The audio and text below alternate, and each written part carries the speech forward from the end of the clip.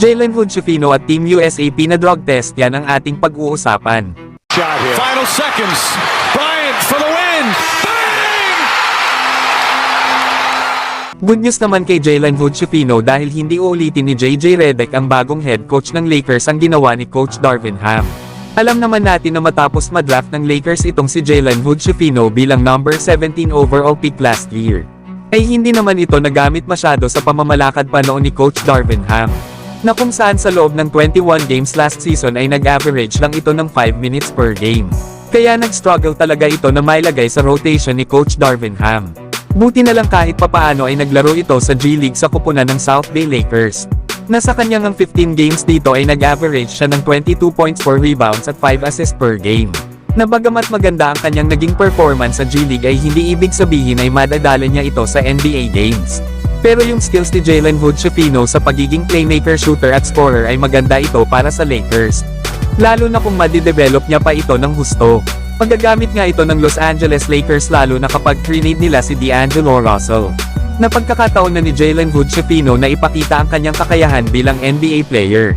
Lalo at sa ngayon ay pang NBA player na talaga ang hugis ng pangangatawan nito sa edad na 21 years old. Pero kayo mga idol, ano ang masasabi nyo dito? Samantalang dati namang player ng Los Angeles Lakers na si Stanley Johnson ay nag-sign na ng kontrata sa 30 para dito na maglaro sa kupunan ng Anadolu Efes. Former number 8 overall pick nga ito noong 2014 NBA draft sa Detroit Pistons. At naglaro nga ito ng isang season sa Los Angeles Lakers noong 2021-22 season. Pero na-trade nga ito ng Lakers pagdating ng summer kasama ni Talen Horton-Tucker kapalit ni Patrick Beverley sa Utah Jazz. Pero matapos ang ilang laro nito sa Utah Jazz ay tinanggal din nila ito sa kanilang kupunan. Pero makailang buwan lang sa taon ding yun ay kinuha naman ito ng San Antonio Spurs. Kaya naman ngayon na nasa European League na siya maglalaro sa Turkey. Panigurado na ibang level ang ipapakita nito sa kupunan ng Anadolu Efes. Mabilis nga itong maglaro, malakas at malaki. Mahusay nga itong umatake sa basket at gumawa ng mga pick and roll. Lalo at meron din naman itong shooting sa labas. Kaya solid din itong addition sa Anadolu Efes. Lalo at makakasama rin ni Stanley Johnson ang kapwa niya NBA player na si Jordan Nwora. Samantalang grabe talaga sila Stephen Curry, Kevin Durant at Anthony Edwards.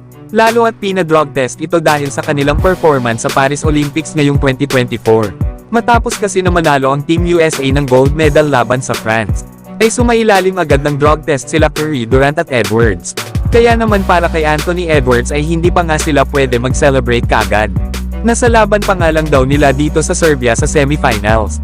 Ay akala daw nila na drug test na daw noon si Curry dahil sa kanyang 36 points. Pero para pa kay Jalen Rose, isang dating NBA player, ay tama lang naman daw ang ginawa ng Olympics Committee dahil part ito ng kanilang rule. Isa pa ay grabe din kasi ang ginawa ni Stephen Curry sa gold medal game sa naging laban nila sa France.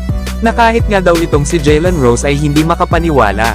Pero ang tanong na nga lang dito mga idol ay bakit si LeBron na MVP sa men's basketball sa Olympics ay hindi man lang pinadrug test. Pero kayo mga idol, ano ang masasabi nyo dito?